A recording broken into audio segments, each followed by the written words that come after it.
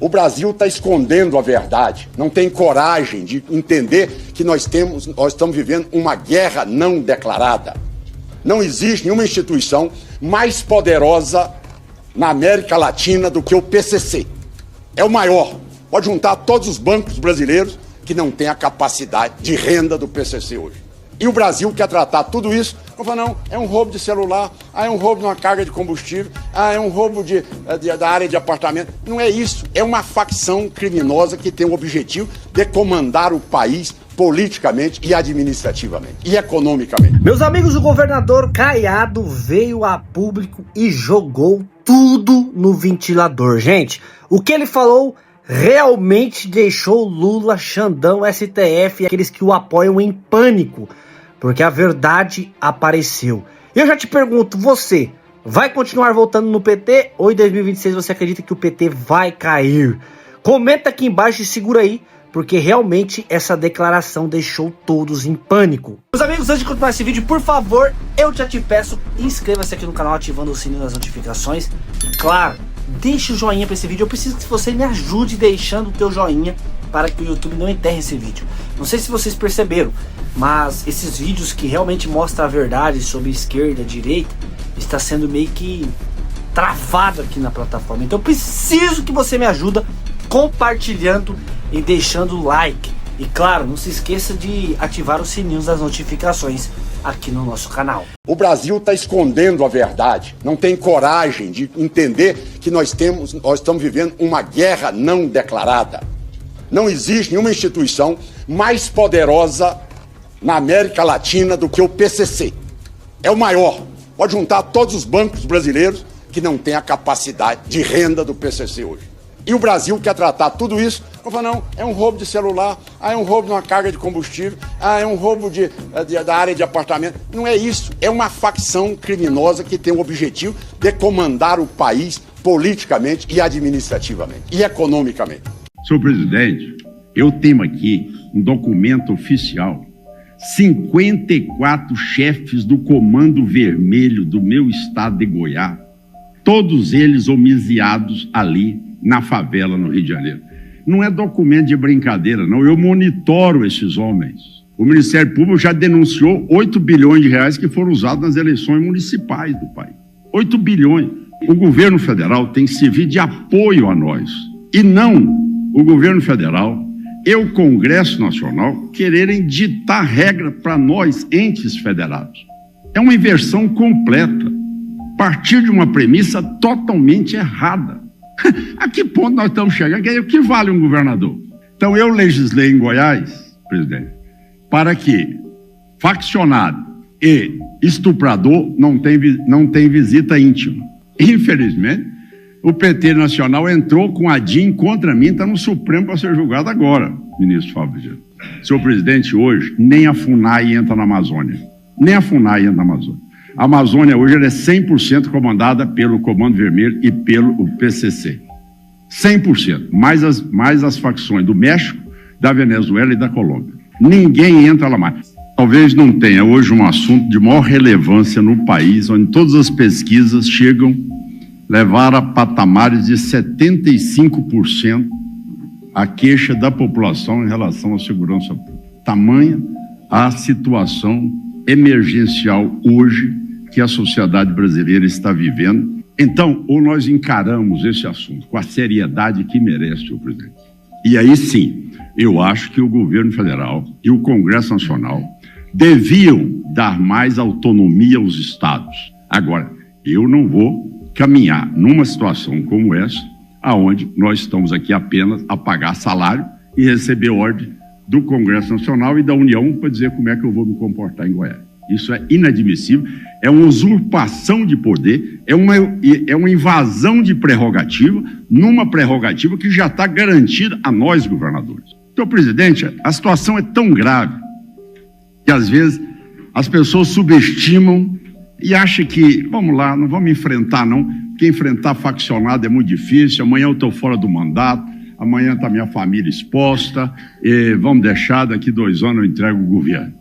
Nós temos que tomar consciência que ou nós vamos enfrentar o crime no país para valer, Ou senão, o crime vai tomar conta dos estados e do país. Essa é a realidade. Diante de um crime organizado. Para isso, a gente deve ter muita humildade em poder buscar não só experiências teóricas, mas experiências práticas. Porque a teoria é muito fácil, porque realmente está aqui na folha do papel. A praticidade para fazer o combate é totalmente diferente. Ou seja, se nós partimos de premissas erradas, nós vamos chegar a conclusões erradas. Com todo respeito, mas o Sistema Único de Saúde, Sistema de Educação, não pode ser confundido com o Sistema Único de Segurança Pública. São coisas distintas.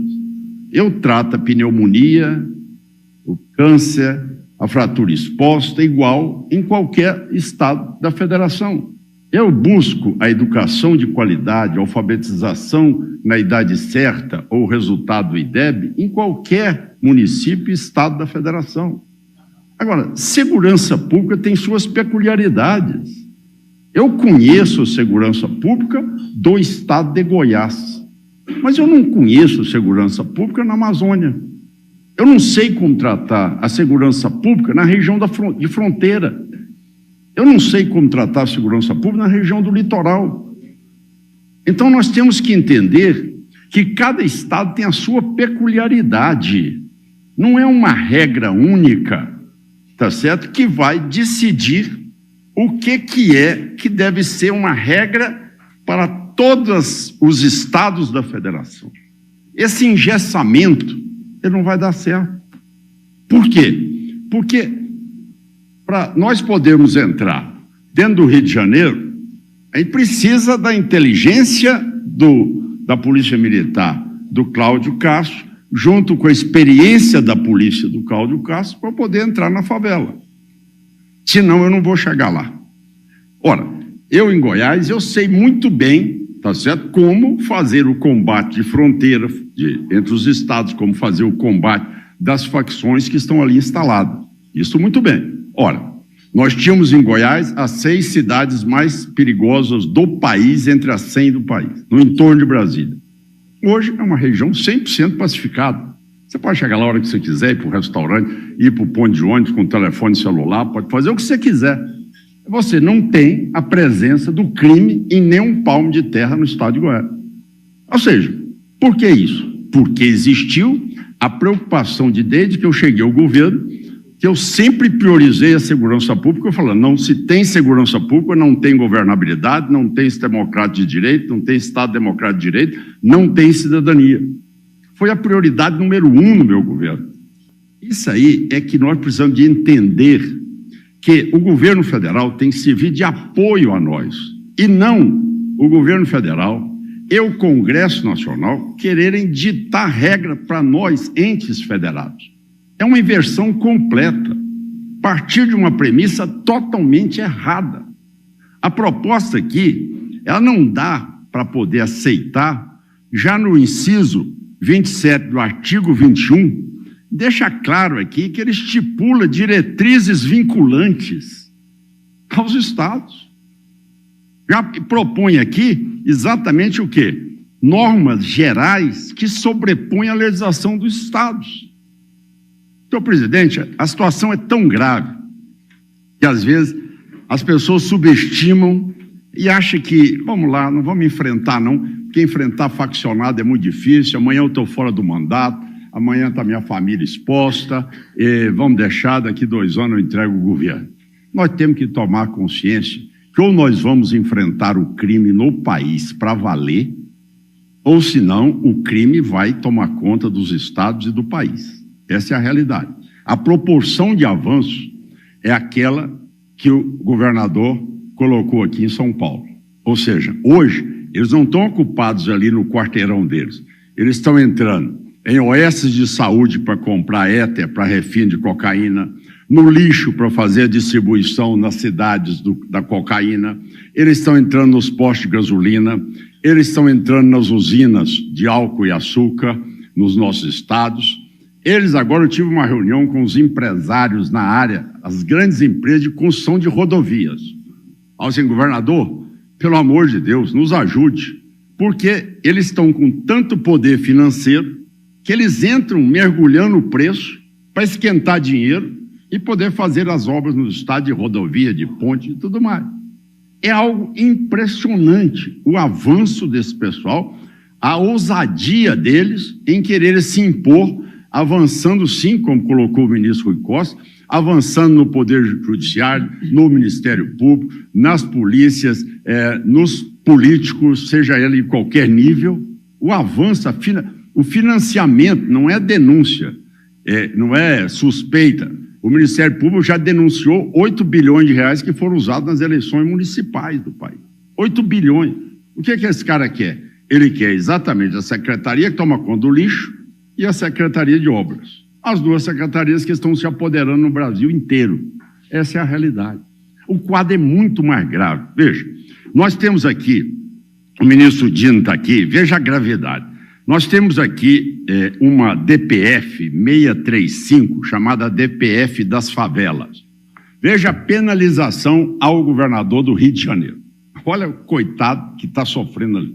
Uma DPF dessa diz, olha, para se entrar na favela do Rio de Janeiro, tem que pedir autorização para o Ministério Público, para o Tribunal de Justiça, para o Supremo Tribunal Federal, só não tem que pedir para o Papa aqui, o resto para poder chegar nas favelas do Rio de Janeiro. Senhor presidente, eu tenho aqui um documento oficial, 54 chefes do Comando Vermelho do meu estado de Goiás, todos eles homicidados ali na favela no Rio de Janeiro. Não é documento de brincadeira, não. Eu monitoro esses homens. Eu tenho direito concorrente em penitenciário. Então, eu legislei em Goiás, presidente, para que faccionado e estuprador não tem visita íntima. Bom, é direito meu, direito concorrente penitenciário.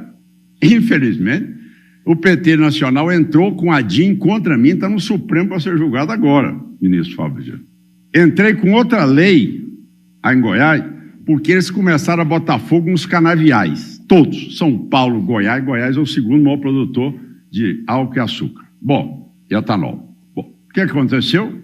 Baixei uma lei dizendo o seguinte, olha, até o final de outubro, que é o período da seca, o preso, o criminoso que pratica o incêndio criminoso, que mata pessoas, que destrói a economia do Estado, esse cidadão ficará preso e o crime é inafiançável até o final de outubro, até começar as chuvas. Prendi 12 bandidos, criminosos. Imediatamente, o Tribunal de Justiça de Goiás derrubou a lei, porque você não pode legislar sobre pena. Aí veio para o Supremo derrubou na hora. Eu soltei 12 bandidos para continuar queimando as canas no estado de Goiás. A que ponto nós estamos chegando? O que vale um governador? Quer dizer que a função dessa lei aqui, no inciso 27, o que cabe ao governador? Cabe a mim pagar a Polícia Militar, a Polícia Civil, a Polícia Técnica Científica e simplesmente receber ordem do Congresso Nacional e da União. Eles vão dizer para mim como é que eu devo abordar o crime.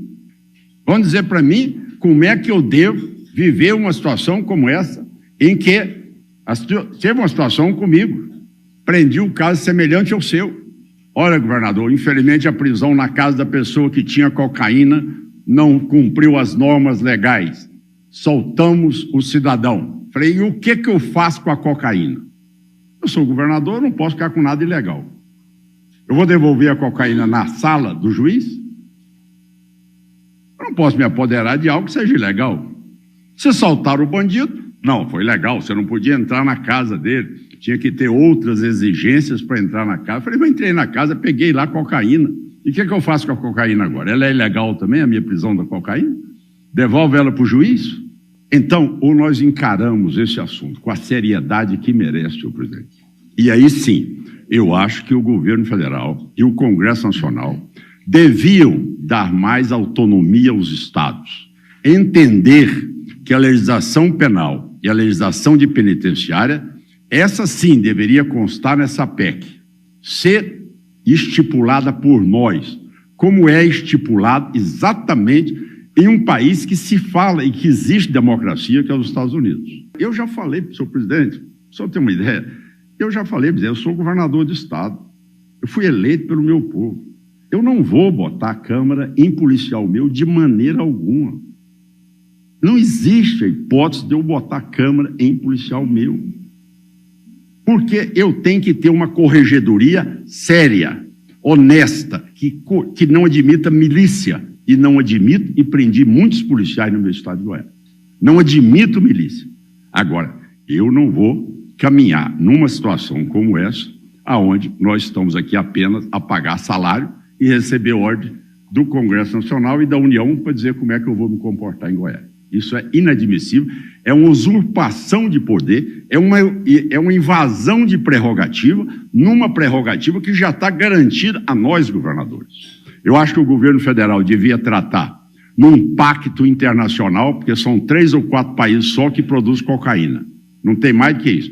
É Venezuela, Colômbia, Peru e Bolívia. Só os 4 que produzem. Quer dizer, por que o Brasil, que é uma potência continental, não movimenta internacionalmente um movimento para dizer, gente, vamos dar alternativa para vocês? Não é a produção de cocaína. Vamos lá, vamos levar uma política internacional. Por que não contratar satélites que possam avaliar nossas fronteiras? Senhor presidente, hoje, nem a FUNAI entra na Amazônia. Nem a FUNAI entra na Amazônia. A Amazônia hoje ela é 100% comandada pelo Comando Vermelho e pelo PCC. 100%. Mais as facções do México, da Venezuela e da Colômbia. Ninguém entra lá mais. O garimpo, a exportação de madeira e também toda a área de manipulação daquelas pessoas lá, 100% é comandado pelo Comando Vermelho e o PACE. Então eu encerro as minhas palavras dizendo o seguinte, senhor presidente, faça a PEC, transfira a cada governador a prerrogativa de legislar sobre aquilo que é legislação penal e legislação penitenciária. Vocês vão ver. A hora que eu botei regra na penitenciária de Goiás, o crime acabou. Roubava-se 10 mil carros por ano em Goiás, não rouba nenhum mais, tá certo? Não é escritório do crime mais lá dentro. Lá tem regra, quem quiser fazer a parte educativa tem lá instalada, tá, corte e costura, marcenaria, cerâmica, pedreiro, tudo mais. Mas o faccionado, ele tem lá, como é que é chamada? Ele é batizado. O faccionado não pode trabalhar. Ele é batizado. Se ele for trabalhar, ele vai ser punido, a família dele do lado de fora. Então, nós temos que ter ação concreta para tratar disso. Muito obrigado pela oportunidade e a minha proposta é exatamente que esse texto nos dê aos estados a prerrogativa da legislação penal e de penitenciária para nós acabarmos com o crime no país, porque em Goiás eu acabei com ele. Para pacificar o país, o senhor anistiaria o presidente Jair Bolsonaro? Nenhum país que não esteve em guerra perdeu tanta renda como o Brasil perdeu ali entre 2014, 15 e 16. Ou seja, a fórmula aparentemente não funcionou. O senhor vai insistir nela? A ideia de que o Estado seria um grande indutor do crescimento através de volumosos investimentos e papel dos bancos públicos, essa ideia acabou no maior desastre econômico brasileiro do século. Vamos ver o que aconteceu nesse período, logo depois que o senhor teve 2 mandatos, depois veio Dilma. Nós tivemos, como o senhor descreve, uma política voltada para criar superávites primários, ou seja, a capacidade de pagar, de criar o superávit sem considerar o pagamento de dívida. Isto foi se deteriorando já no seu 2º mandato. As propostas, são os números, eu não vou brigar com o IBGE. Mas me dê os números. Não, os números são. O senhor passou de 3,5% de superávit primário para um déficit de 4,5% ao final do governo Dilma. Não é verdade. Essa não é verdade. Ok, a gente checa. Eu tive o prazer de indicar 6 membros para a Suprema Corte. O senhor se arrependeu de alguma Não me arrependo nenhum. Não me arrependo porque eu nunca indiquei alguém para a Suprema Corte para depender de favor deles. Eu indiquei pelo currículo, pela competência das pessoas, e ele foi referendado pelo Senado. Portanto, eu não me arrependo, acho que eles fizeram coisas extraordinárias. A sua própria carreira política recente teve pendurada numa decisão do STF, foi por culpa dela que o senhor foi para a cadeia. E foi por culpa de outra decisão do STF que o senhor está podendo participar da eleição agora. O que o senhor faria diferente? Impeachment de ministros do STF, por exemplo, estaria na sua agenda? Deixa eu te contar uma história fantástica. Eu sou, pela primeira vez na história do Brasil, eu sou culpado de ser inocente. E aí nós temos um problema que foi a eleição da Dilma de 2014, quando o candidato que ela derrotou não quis aceitar o resultado. Foi a primeira vez. Eu perdi 3 eleições, eu perdi uma para o Collor, eu perdi 2 para o Fernando Henrique Cardoso, e eu voltava para casa para me preparar para outra eleição. O Aécio não. O Aécio afrontou a vitória da Dilma, entrou com recurso na justiça e é responsável pelo clima de animosidade que está criado hoje nesse país. Quem ganhou 4 eleições seguidas ali foi o seu partido. Quem tinha a caneta ali, nós estamos falando até 2014, para gerar um clima assim ou assado, era o seu partido. O senhor está atribuindo uma essencial mudança de clima político a alguém que tinha o direito de pedir a contagem de votos. Não, as coisas começaram a mudar depois de 2014, depois do golpe que deram contra Dilma Rousseff. Até então a gente vivia numa normalidade. Você nunca tentou derrubar um presidente em lugar nenhum do mundo porque ele não estava bem na pesquisa. Nunca. Ou seja, o que aconteceu é que inventaram uma pedalada. O que o senhor chama de golpe, que foi a destituição da presidente Dilma Rousseff, ocorreu dentro das leis e da Constituição brasileira. É possível, do ponto de vista histórico, chegar à interpretação que o senhor faz. Do ponto de vista jurídico, não. A outra colocação que o senhor faz a respeito de quem são os responsáveis pelo clima atual, a gente pode, de novo, do ponto de vista histórico, debater durante um longo tempo. Mas eu queria voltar a um ponto que o senhor mencionou, a respeito dos instrumentos, e quando o senhor se referiu aos acontecimentos de corrupção no seu governo, imediatamente o senhor abordou o que tem sido sua recorrente argumentação, mostrando todos os instrumentos que levaram à descoberta de um esquema de corrupção inédito. Quem foi o culpado? Posso lhe dizer uma coisa? O culpado à vontade, fomos nós que criamos todos os mecanismos para que nada ficasse embaixo do tapete. Descobriu-se quem é o culpado. Porque tem 2 jeitos para você não ter corrupção. Uma é você fazer decreto, sabe, criando o sigilo dos 100 anos, como está sendo feito agora. A outra coisa é você jogar tudo embaixo do tapete e não levantar o... O senhor tem uma explicação a oferecer ao eleitorado sobre o que aconteceu? Quem foi o culpado de tudo aquilo? Olha, eu acho que o culpado foi quem meteu as mãos, sabe, manteve os pés pelas mãos. Qualquer que tenha sido o erro cometido pela Lava Jato, ela, em boa medida, lavou a alma do brasileiro. Ela levou poderosos à cadeia. Ela descobriu e enunciou esquemas de corrupção inéditos no seu alcance e na sua profundidade e na sua ramificação. Isso ocorreu no seu período ou no período do seu partido. Agora, a pergunta é a seguinte: parece razoavelmente provado que boa parte da capacidade de competição dessas empresas, por exemplo, as empreiteiras, se dava por serem beneficiadas por um esquema de corrupção. E é importante dizer para você que quase todo mundo foi condenado, foi solto e saiu com muito dinheiro. Porque a delação premiada foi com que muita gente ficasse rico. Logo no seu primeiro mandato, o senhor teve de enfrentar a questão do mensalão. Naquela ocasião, o senhor forneceu várias respostas para o problema da corrupção. E ao longo da sua carreira como presidente e mais tarde, já sob a Dilma, o senhor foi alterando passo a passo a sua maneira de explicar o que estava acontecendo. O senhor chegou a se referir como uma pessoa traída, o senhor chegou a dizer isso. Isso eu disse em 2005. Pois foi. Eu disse em 2005. O senhor chegou a dizer que não sabia de muita coisa do que estava acontecendo. Qual é hoje a sua versão para o que aconteceu? Veja, a minha versão é que algum diretor da Petrobras que reconheceu que roubou, pagou o preço. Tá? Eu não posso dizer que não houve corrupção se as pessoas delataram. Se o Sérgio Cabral, no Rio de Janeiro, reconheceu que fez o erro que ele fez, se outros denunciaram, sabe, de que receberam favor de empresa, essa gente cumpriu uma pena. O senhor tem uma longa trajetória política e uma grande sabedoria popular que o senhor traduz em frases políticas. Talvez a mais famosa em relação ao contexto que o senhor acabou de abordar foi de um ex-presidente da Câmara dos Deputados, que dizia assim: eu quero uma diretoria na Petrobras, mas eu quero uma diretoria que fura poço. Nós temos uma tradição de partidos políticos loteando entre si cargos em estatais e autarquias e órgãos federais.